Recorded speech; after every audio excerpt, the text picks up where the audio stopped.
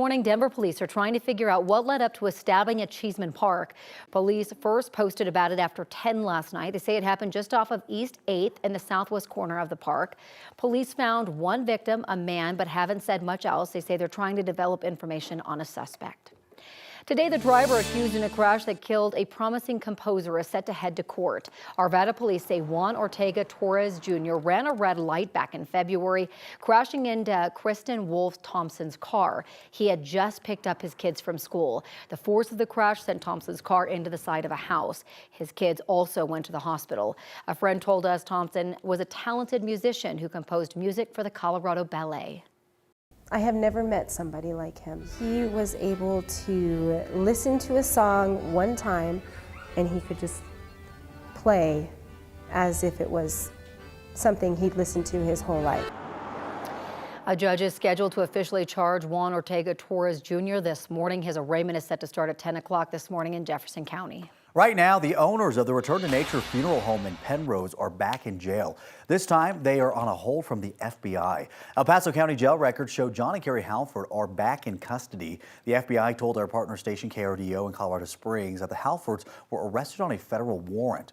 The arrests come 3 weeks after the couple most recently appeared in court, where their arraignment was pushed back to June 6th. They each face 260 criminal charges, accused of improperly storing nearly 200 bodies in their Penrose funeral home. This all comes as the feds prepare to tear down the funeral home itself. That's set to start tomorrow. The Environmental Protection Agency already has demo equipment on the property ready to go. Before the demolition, the Fremont County coroner says the day will start with a ceremony for families whose loved ones were found inside the funeral home. Most importantly, we recognize the incredibly difficult circumstances our families and indeed our entire community has endured during this trying time. The EPA has been trying to tear down the funeral home since the year began, but kept running into roadblocks. Before demolition starts, the agency will spray insecticides and disinfectants in and around the building. Crews will then take it down in sections, and all the debris will go to a landfill in Otero County. Just over an hour from now, history will be made in a New York courtroom. That is when jury selection will start in the hush money trial against former President Trump. Trump is the first former U.S. president to face a criminal trial. The area around the courtroom is in lockdown. The former president faces 34 felony counts of falsifying business records to hide damaging information and illegal activity from voters before and after the 2016 election. Specifically, a six-figure payoff to former adult film star Stormy Daniels, Trump's alleged mistress. Trump denies the affairs and illegal payments, calling the case politically motivated. He also called the judge crooked and the DA partisan. They found nothing, which makes me perhaps the most honest guy almost in the world, I think. They found nothing. But like all true communist show trials, this is what you call a communist show trial. Allegations that someone lied again and again to protect their interests and evade the laws. Stormy Daniels is among the potential witnesses, along with Trump's former attorney and fixer Michael Cohen. Cohen's already been convicted on campaign finance charges for paying Daniels. Court starts at 7:30 our time this morning. The trial is expected to last up to 8 weeks. Because this is a criminal case, Trump will be required to be in court every day to participate in his defense. He faces 4 years in prison if convicted. The debate over abortion will pick up in Arizona this week after protesters made their voices heard over the weekend. This protest happened in Scottsdale Sunday, calling for an end to Arizona's war-era abortion ban that could go into effect in a matter of weeks. Organizers also used the event to collect signatures for a petition. That petition would let voters decide the future of abortion in Arizona in the November election. Women want to have the choice, want to have reproductive freedom. And what that means is that it's between us and our doctor. It is between us and medical professionals to decide whether or not we carry a child to term. That's what we want. That's what we're putting on the ballot in November to fight for our rights. The Arizona Supreme Court ruled the abortion ban could stand. After that ruling, a vote to repeal was called for, but instead the Arizona State House voted to adjourn. Under the ruling, the 1864 law would take effect in June. Arizona is just one of several states across the country working to restrict abortion access in the 2 years since Roe v. Wade was overturned, a trend that's causing women and men to get proactive. Medical professionals are seeing a dramatic shift in the reproductive health care landscape. A new study published in JAMA Health Forum found that the number of young men and women choosing permanent contraception like a vasectomy or having your tubes tied increased significantly after abortion rights were overturned.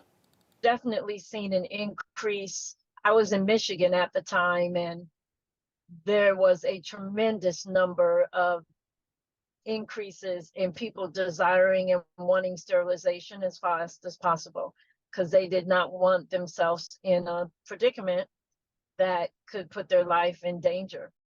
According to the study, both operations have increased significantly in adults 18 to 30, and the number of women who got the procedure was double that of men.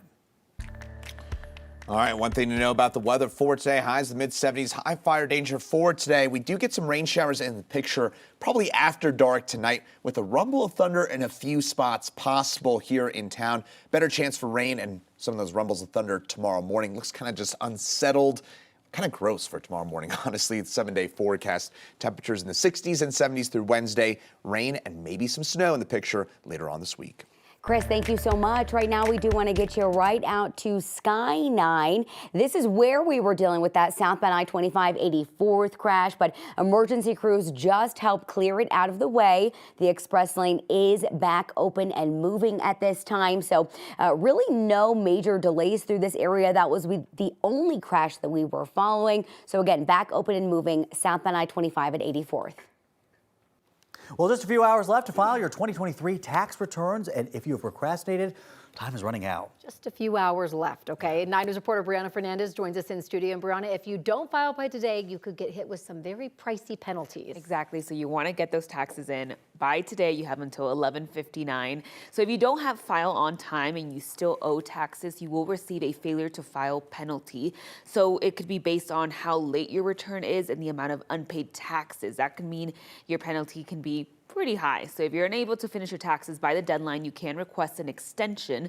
This will give you an extra 6 months to complete your tax returns. But if you owe taxes, the deadline to pay is still today. So even if you can't afford to pay what you owe in full by today, financial experts say you should at least send in a partial payment to reduce the amount of penalties and interest that will eventually occur. So once you file your 2023 taxes, they say to start thinking to a tax plan for 2024, so for next year, to avoid any penalties and of course save money as well. As soon as you possibly can, start thinking about the next year, use what you learned this year, start to plan for one major question, which is over the year, do I want to try to save taxes now or do I want to try to save taxes for the long term in retirement? Now, if you are a late filer who is owed a refund, and you won't be hit with any penalties. So if you're expecting a refund, just make sure you plug in your correct bank information. Don't be like me, because that's exactly what happened. Right now, the IRS has a high call volume, so you will spend more than an hour waiting on the phone. And the IRS says if you accidentally do put in your wrong information, like me, you should get a paper check instead. For 9 News, I'm Brianna Fernandez. Well, I mean, numbers, journalists, we don't go hand in hand. Math and me do not go hand in hand. I'm sorry that happened, though, because that must have been a headache for you. It was, because I was like, okay, what happens next? Because that has never happened to me. But they say, you know, a lot of people do this. So obviously if you put the wrong bank information, I had to put my boyfriend's bank information. Why? I don't know. It was connected. We did our taxes at the same time. I have no clue. So they said that they should reject his bank information, should reject it, and then it should go back to the IRS. The IRS then sends me a paper check. So it's just like a whole back and a lot of time on the phone. Yeah, I was very stressed out. Double check the numbers. And I think the misconception about if you decide to file late in October, you still have to pay now. You still have to pay now, yes. Yeah. So make sure you file your taxes, file that extension if you need to, but obviously pay what you need. Yeah. All right, Brianna, thank you. If you still need help with your taxes, by the way, we have a few resources for you on your screen. 211 Colorado has a few different options up on its website, including a way to find a tax preparation site near you and other ways to file for free. There's also taxhelpco.org, which partners with the United Way. It has a map online to help you find free tax sites where you can file in person.